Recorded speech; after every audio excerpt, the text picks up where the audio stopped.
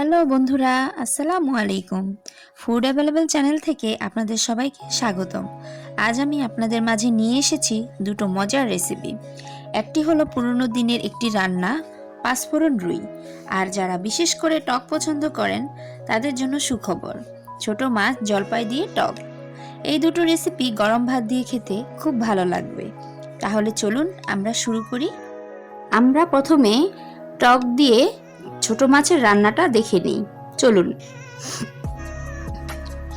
প্রথমে তেল গরম করে তাতে পেঁয়াজগুলো ভালোভাবে ভেজে নিতে হবে। পেঁয়াজগুলো বাদামি আকৃতি ধারণ করলে তারপর আমরা দিয়ে দিব একটু পানি দিয়ে ভালো করে নেড়েচেড়ে নিতে হবে। বন্ধুরা, আজকের রান্নাটি আমরা সম্পূর্ণ মাটির চুলায় রান্না করব। এবার দিয়ে দিব আমরা কিছু গুঁড়ো মশলা। এতে দিয়ে দিলাম হলুদের গুঁড়া, মরিচের গুঁড়া, ধনিয়ার গুঁড়া, লবণ এবং আদা রসুন। এগুলো দিয়ে ভালোভাবে কষিয়ে নিতে হবে মশলাটা যদি ভালোভাবে না কষাও বন্ধুরা, তাহলে আদা রসুনের কাঁচা গন্ধটা যাবে না।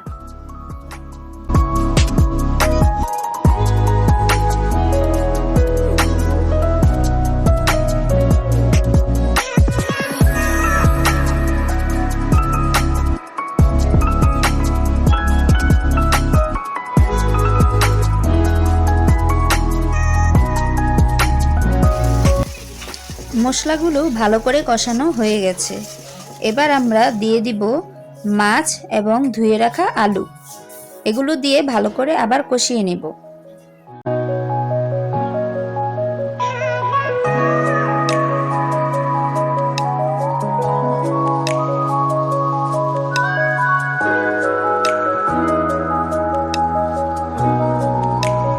ভালো করে কষানোর পর দিয়ে দিব কিছু পানি। পরিমাণ মতো পানি দিয়ে এবার আমাদের অপেক্ষা করতে হবে।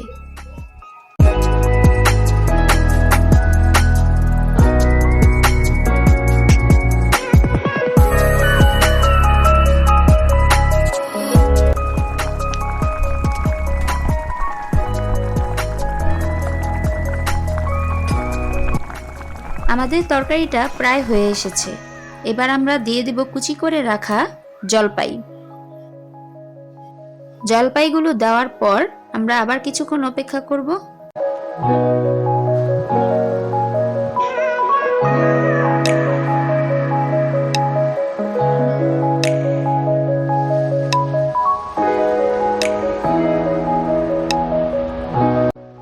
আমাদের তরকারিটা প্রায় হয়েই এসেছে। এবার দিয়ে দিব কুচি করে রাখা ধনেপাতাটা দেওয়ার পর আপনারা যার যার স্বাদ মতো লবণটা দেখে নেবেন।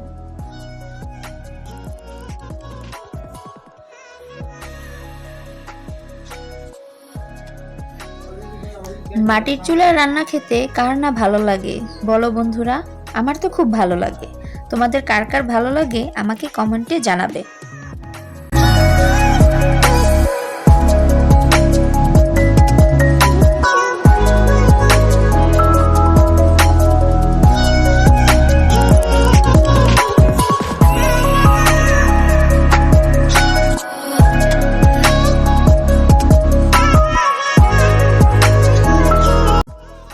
এখন আমরা তরকারিটা নামিয়ে নিব বন্ধুরা।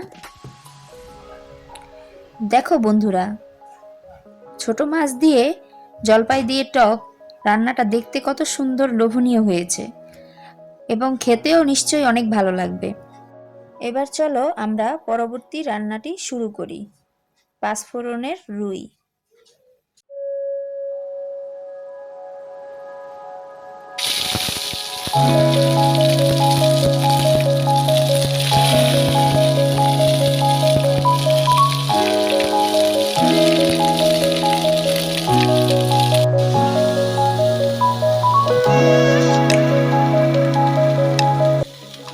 আমরা প্রথমে তেল গরম করে পাঁচফোড়ন ভেজে নিয়েছি। পাঁচফোড়ন ভাজার পরে বাটা পেঁয়াজ দিয়ে ভালো করে পেঁয়াজগুলো ভেজে নিয়েছি। এই পর্যায়ে দিয়ে দিব কিছু পানিগুলো দিয়ে ভালো করে কষিয়ে নেব।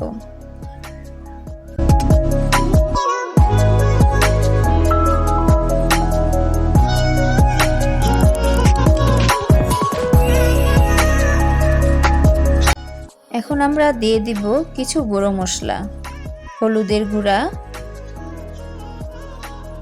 মরিচের গুঁড়া, ধনিয়ার গুঁড়া, আদা রসুন এবং লবণ দিয়ে ভালো করে কষিয়ে নেব।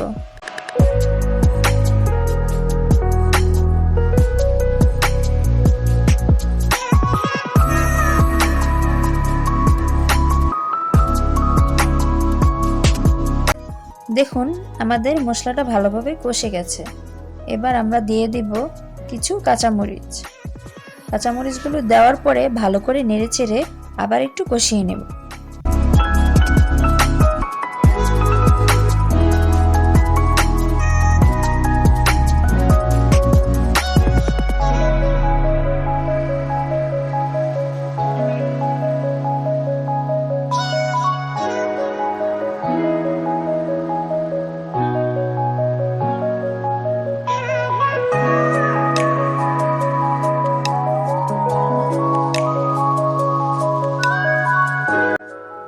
এখন আমরা দিয়ে দিব কিছু পানি, পরিমাণ মতো পানি দিয়ে জাল করে নেব।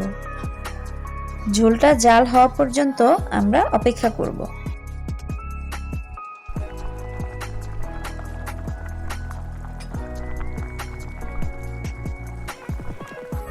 এই পর্যায়ে আমাদের ঝোলটা ভালো করে জাল হয়ে গেছে। এবার দিয়ে দিব আমাদের ভেজে রাখা রুই মাছ। মাছগুলো দিয়ে দেওয়ার পরে আরও কিছুক্ষণ জাল করে নিব।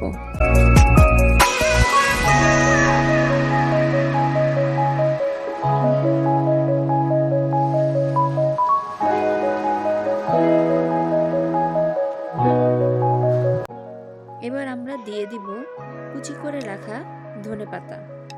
ধনেপাতা দেওয়ার পরে বন্ধুরা আপনারা অবশ্যই লবণটা চেক করে নেবেন।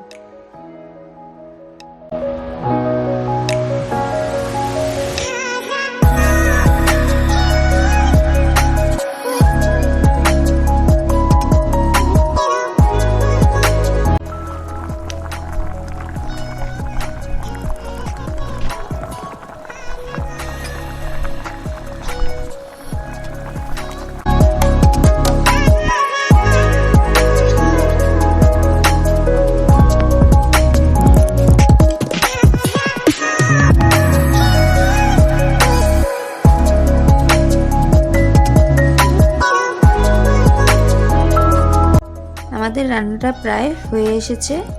এবার আমরা পরিবেশন করে নিব। দেখুন বন্ধুরা আমাদের তৈরি হয়ে গেল পাঁচফোড়ন রুই। রেসিপি দুটো বাসায় অবশ্যই একবার ট্রাই করবেন। বন্ধুরা আমাদের দুটো রেসিপি আপনাদের কাছে কেমন লাগলো কমেন্টে অবশ্যই জানাবেন।